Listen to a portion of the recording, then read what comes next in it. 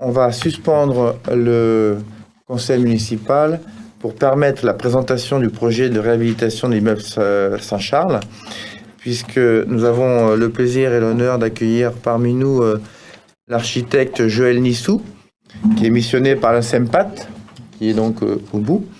Patrick Réménéras également de la SEMPAT. Et puis on doit avoir en visio, mais je vois pas de visio là qui s'affiche. D'ici là.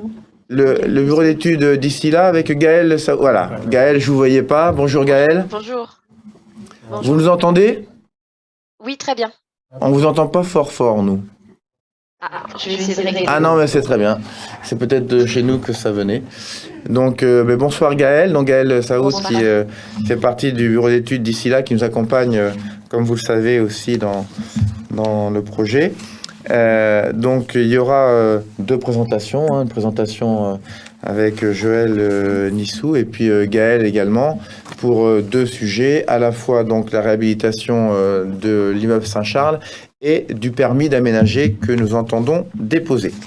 Donc, pour permettre à tous nos collègues d'arriver, je suspends la séance du Conseil pour permettre cette présentation.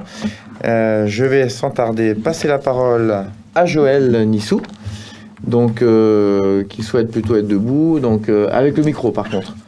Parce que comme on est en direct sur la chaîne YouTube, c'est ça, hein, Philippe? Oui. Il faut vraiment parler près du micro, sinon les gens ne pourront pas entendre. Voilà. Donc merci Monsieur Nissou en tout cas d'avoir fait le déplacement, d'être parmi nous ce soir pour ce beau projet qui j'espère va enthousiasmer tout le monde, même ceux qui aimeraient détruire l'immeuble.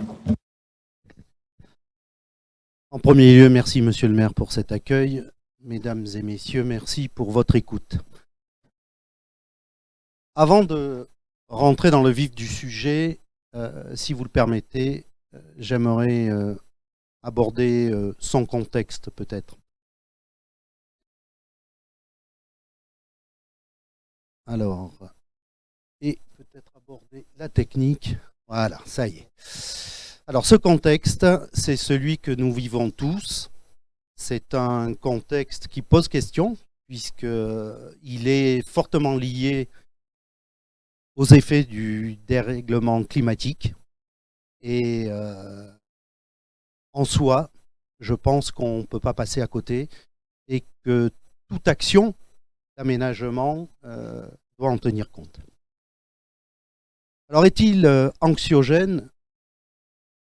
Dans un premier temps, je dirais certainement. Il suffit de voir tout ce qui est généré lorsqu'on parle de pénurie de ressources, de bilan carbone, de crise de logement, de construction, de coûts.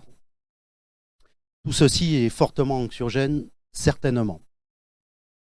Mais pour autant, et surtout, je pense aussi qu'il est porteur d'un espoir, d'un grand espoir, en tout cas pour tous les professionnels de l'acte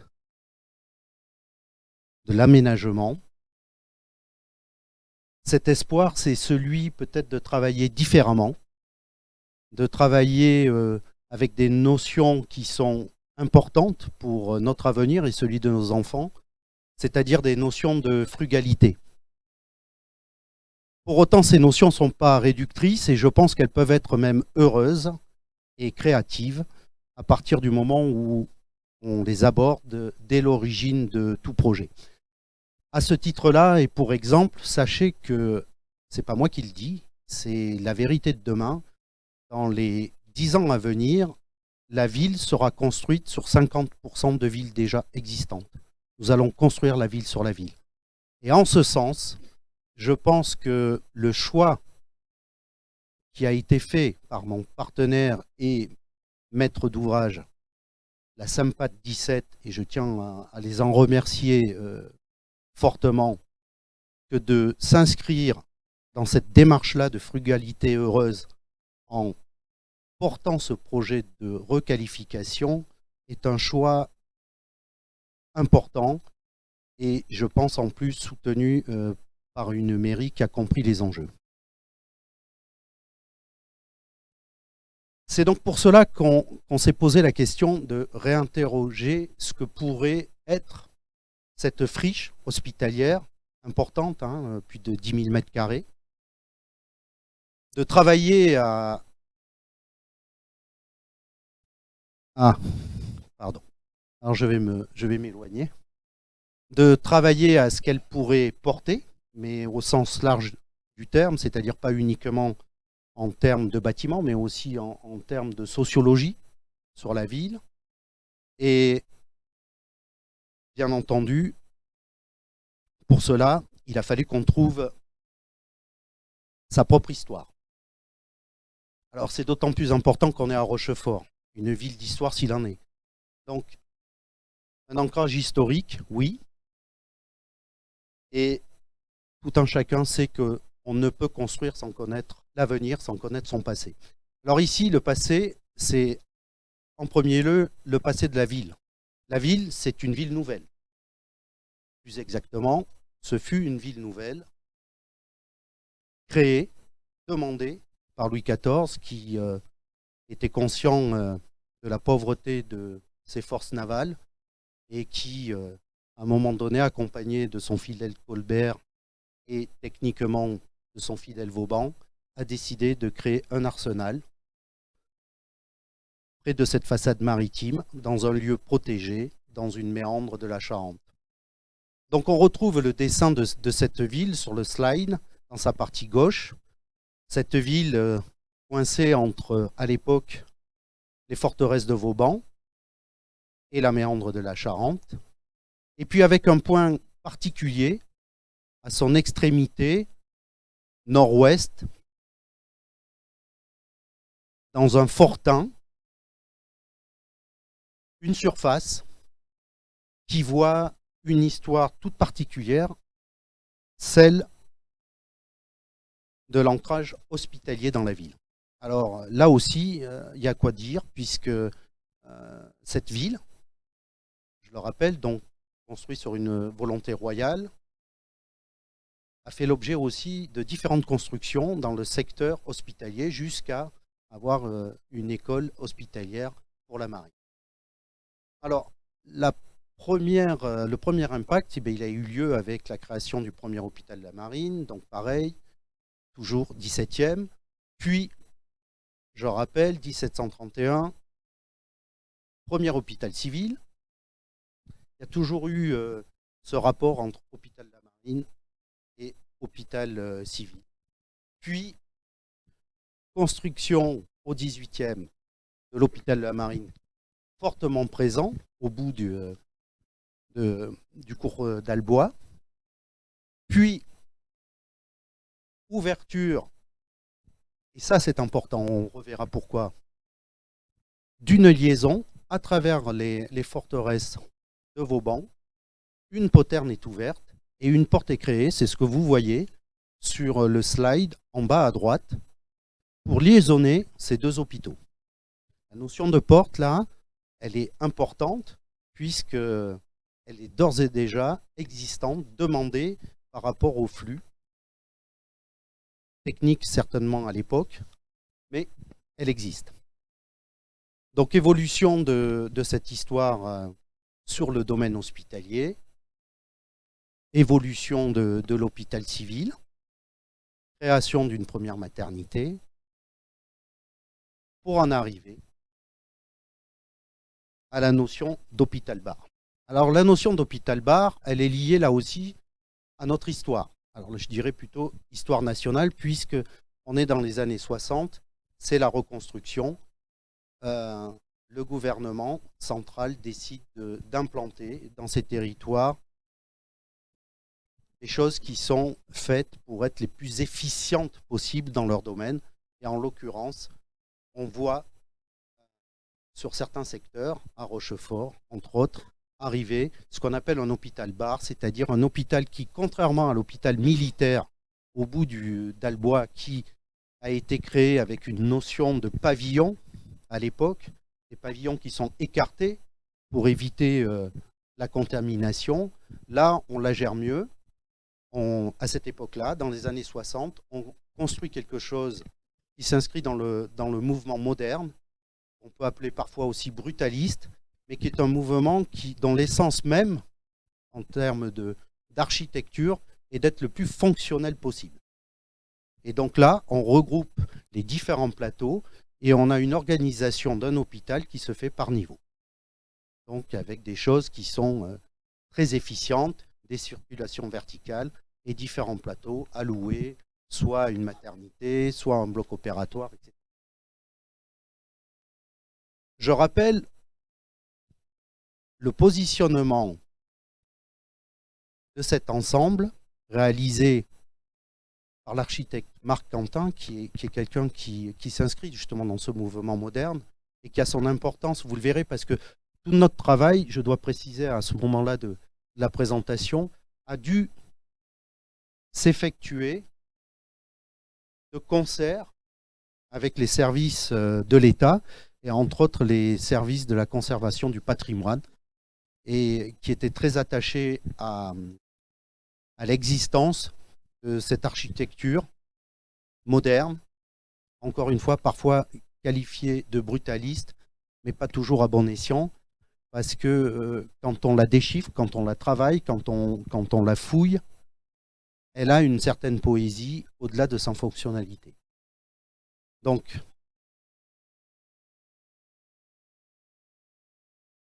le positionnement, je reviens dessus, une importance vitale, parce que pour que ce projet puisse donner l'entière valeur de ce qu'il a à dire, il faut qu'il réponde à plusieurs critères. Le premier des critères, c'est le critère urbain. Et son positionnement au nord-ouest, à une entrée stratégique de ville,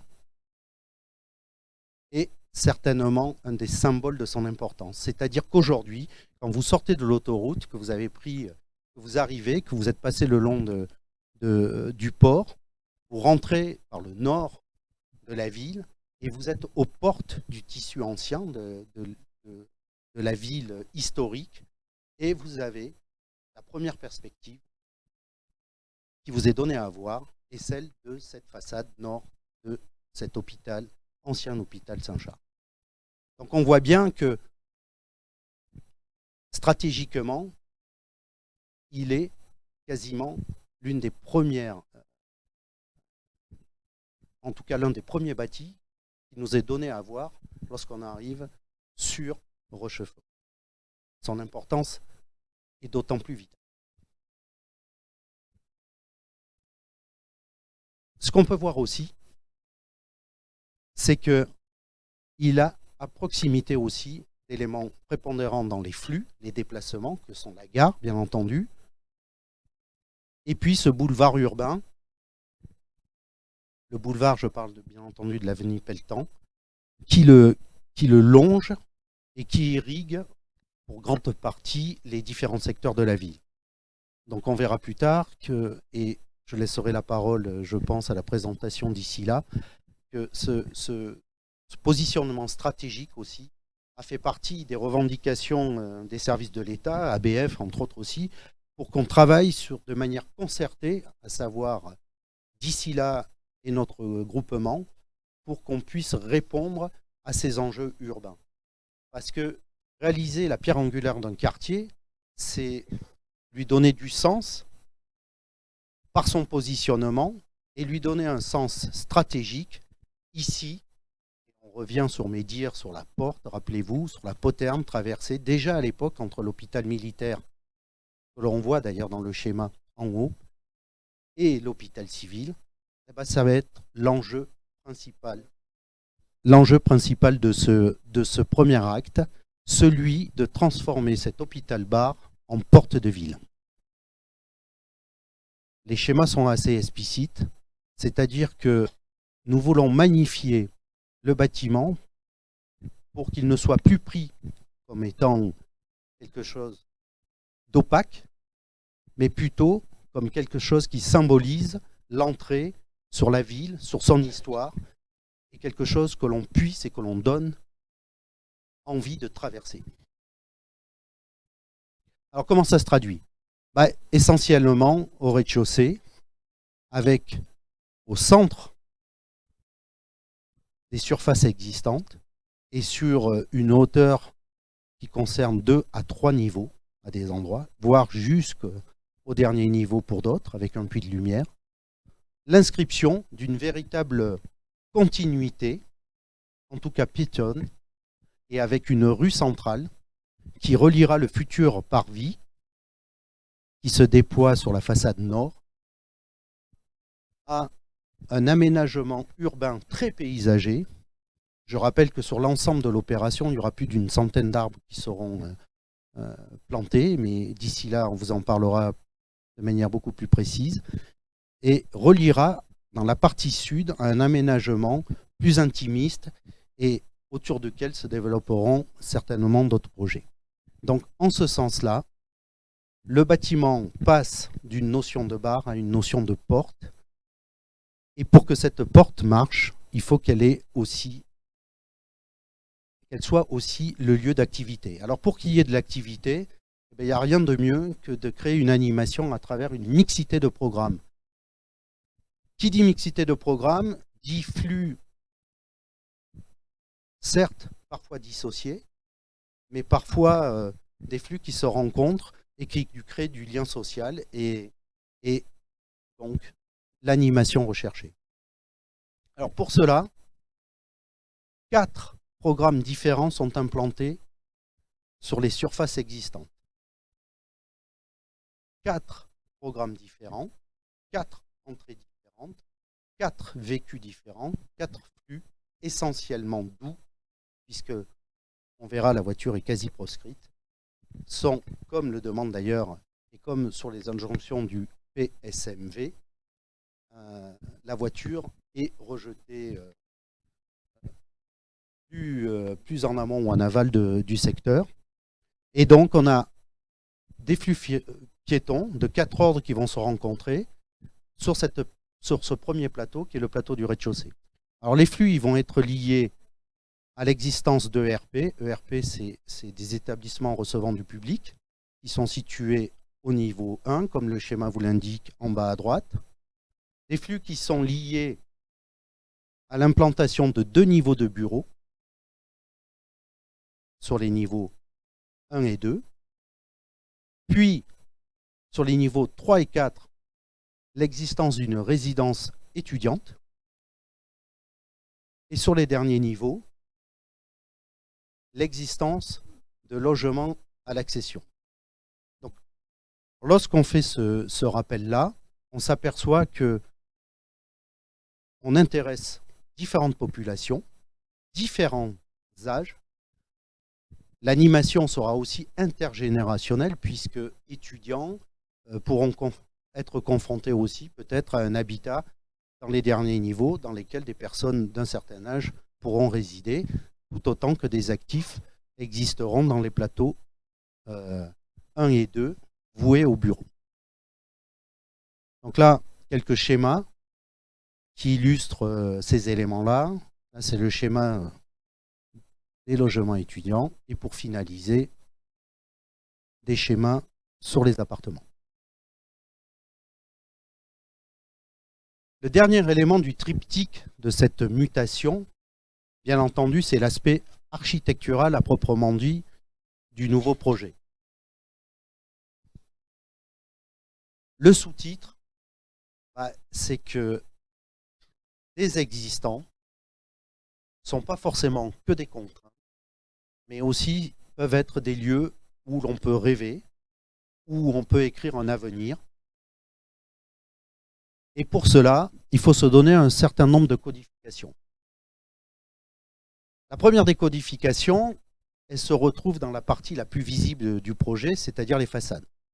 Et là, ce schéma-là vous indique simplement le travail qui a été fourni, ou en tout cas la base du travail, qui est de répertorier sur ces façades-là les différentes fonctionnalités du rez-de-chaussée au dernier niveau, et en fonction de ces fonctionnalités, de travailler des façades en adéquation avec ce qui se passe derrière.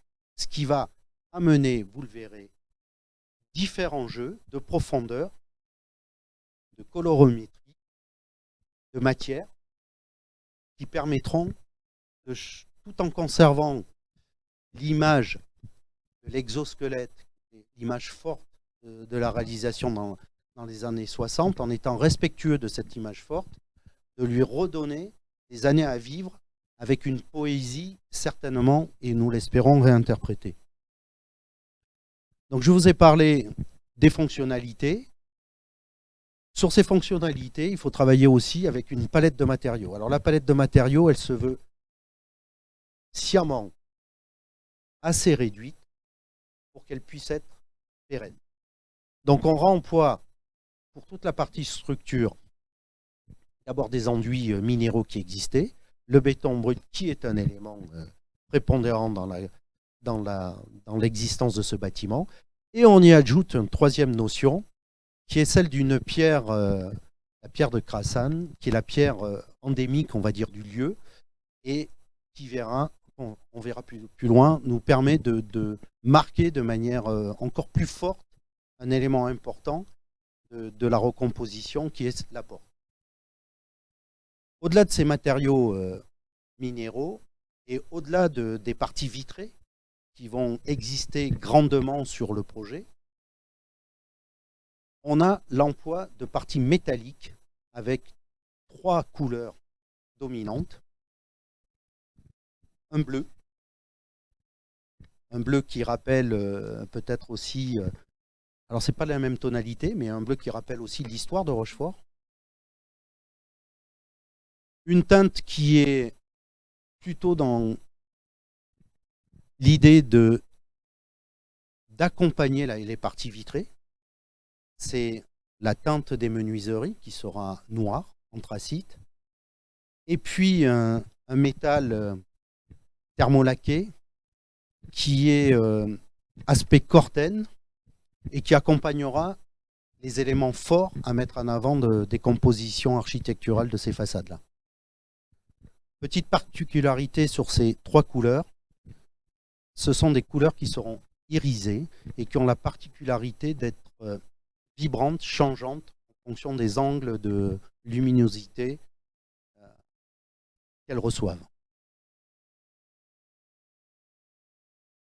Je passe rapidement, mais pour vous montrer un petit peu, vous avez sur la gauche les états existants, sur la droite les états projetés, et vous avez aux extrémités de ces slides la recomposition de ces façades. Donc on voit bien que la partie gauche, qui était très tramée avec des garde-corps béton, etc., devient une partie très vitrée au rez-de-chaussée. C'est celle qui correspond aux ERP, protégée par le péristyle. L'exosquelette béton descend jusqu'en bas. On a une épaisseur, on le voit dans le plan, c'est-à-dire que la façade est reportée sur l'intérieur, permettant de faire un corridor protégé et faire une assise à ce bâtiment et le décoller en impression architecturale. On verra une ombre portée et on verra une transparence et on aura le bâtiment au-dessus, ce qui lui donnera un élément de légèreté qui n'existe pas aujourd'hui. Donc ça, c'est pour le rez-de-chaussée. Là, le travail se fait sur les bureaux avec une partie grandement plus vitrée, mais dans les mêmes principes, entre différentes fonctions et réadaptation des façades. Là, c'est sur le logement étudiant, c'est là où il y a le moins de différence, si ce n'est sur les couleurs, entre existants et éléments projetés. C'est normal puisque ça correspondait à des chambres aussi, bien souvent, des occupations de chambres hospitalières. Et le dernier niveau, où là, il y a une refonte assez forte de ces façades-là, avec l'inscription de loggia, de profondeur dans la façade, ce que je vous expliquais en amont, qui correspond à la fonctionnalité de logement. La traduction et l'informatique nous aident aujourd'hui. Vous avez le avant, le après. Alors bien entendu, là aussi, on s'aperçoit qu'un certain nombre de bâtiments parasites qui se sont agglomérés au fur du temps vont disparaître avec les travaux de démolition qui sont d'ores et déjà entrepris. Et puis des éléments significatifs qui sont très forts sur cette intervention. Le premier, c'est la porte urbaine. Vous voyez sa taille, c'est imposant puisqu'on est sur 3 niveaux. C'est là où on emploie cette pierre. C'est là où on ressort de l'exosquelette et on ressort des trames pour venir inscrire vraiment cet élément qui est une pointe de perspective, qui est un élément vers lequel on désire que les gens aillent naturellement et symboliquement et le traversent. Et puis, quelques autres éléments importants aussi, nous verrons, peut-être qu'il y aura un autre slide sur la refonte de l'escalier, qui est un élément qui est apparu dans les années 70, un peu plus tard, avec des passerelles qui vont être lancées entre l'escalier, le noyau de l'escalier et le bâtiment. Ça, c'est la vue en haut à droite, où vous retrouvez les couleurs, donc entre ces bleus irisés, l'aspect corten et le béton. Et puis en bas, dans la maquette numérique que nous avons montée, l'on voit qu'à des endroits, dans l'épaisseur de ce bâtiment, plus de 21 mètres, on y inscrit des grandes ouvertures pour venir amener de la lumière naturelle. Ça aussi, bien entendu, c'est quelque chose qui s'inscrit totalement, la gestion des apports lumineux dans les nouvelles notions de développement durable. Donc là, la transformation de l'élément qui est aujourd'hui, alors qu'il est vitré, est d'autant plus opaque, parce qu'il suffit que ces vitres reflètent, etc.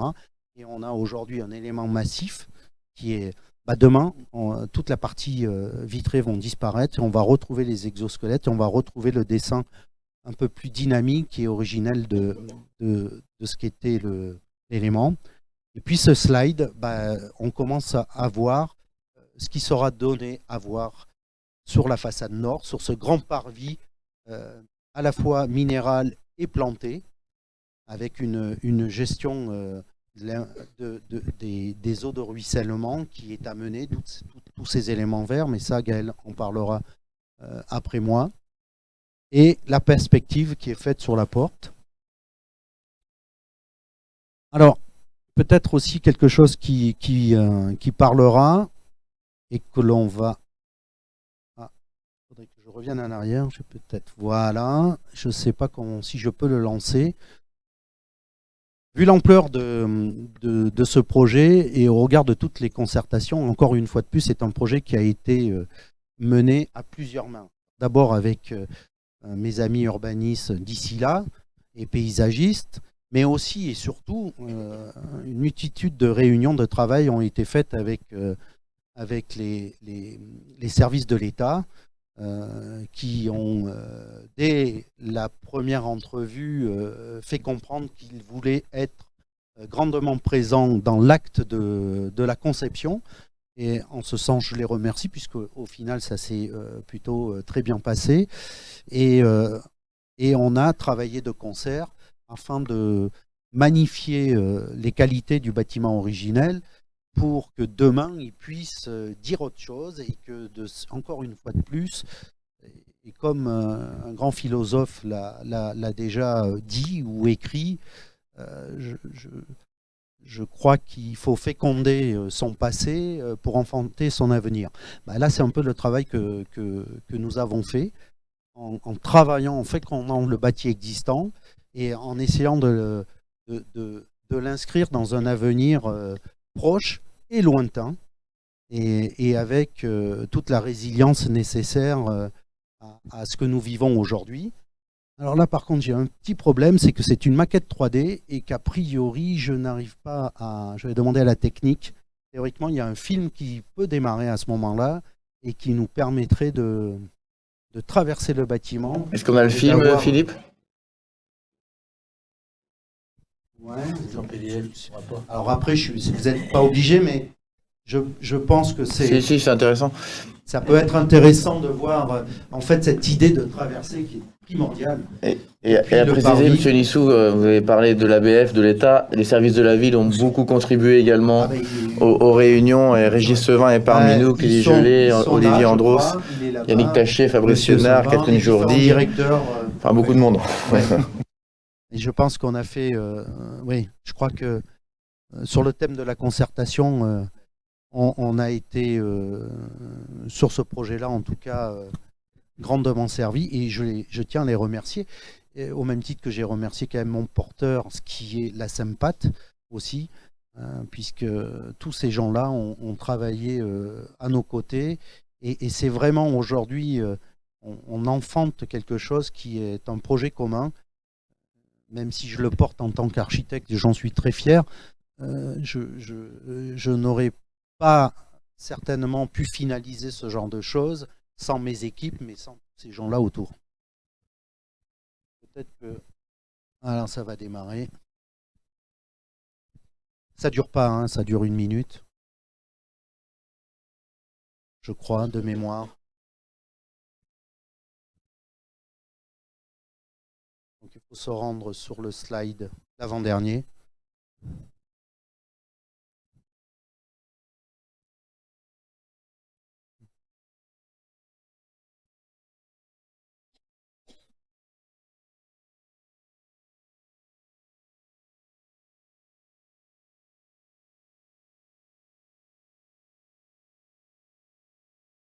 Encore un peu plus loin.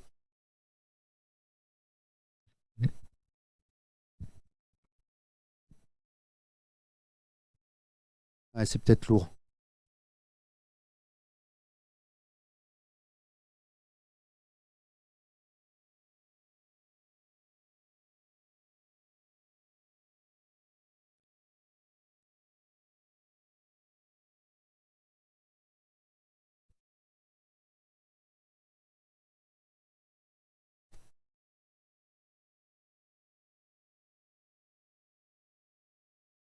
Juste avant. Entre les deux.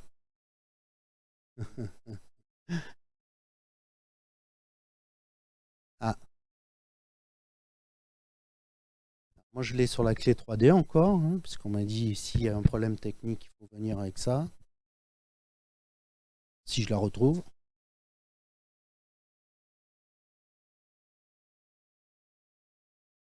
Ah, c'était pas mal.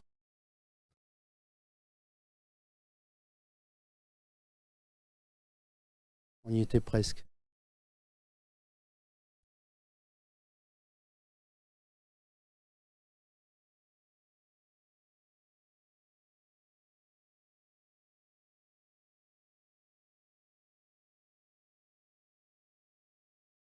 Vous l'avez plus, vous l'avez perdu. La clé alliée sur la clé.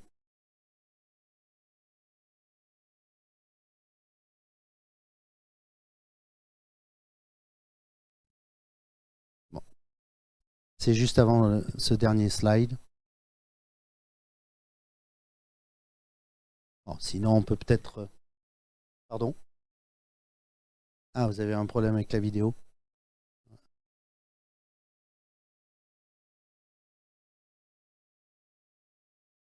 Ah oui?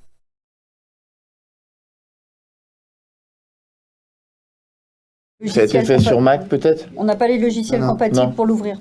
Ah, Bon, la vidéo est intégrée. Bon, bah écoutez, je sais pas si peut-être le que j'aurai temps l'occasion de vous Ouais. le représenter. ou le temps ou est-ce que vous avez moyen, Philippe, le temps qu'on continue la présentation d'y arriver ou pas? Ouais, on laisse Philippe faire et il est très doué, Alors, donc c'est pas impossible qu'il n'y arrive pas. Je vais peut-être Terminer sur la dernière slide avant de passer Ouais. la parole à Gaël, puis qu'on fasse une présentation globale et après pour enchaîner le débat et les questions. La dernière slide, Monsieur Nissou, vous vouliez dire un petit mot sur l'autre Ça va me perspective. permettre de faire la transition avec Gaël d'ailleurs. Si...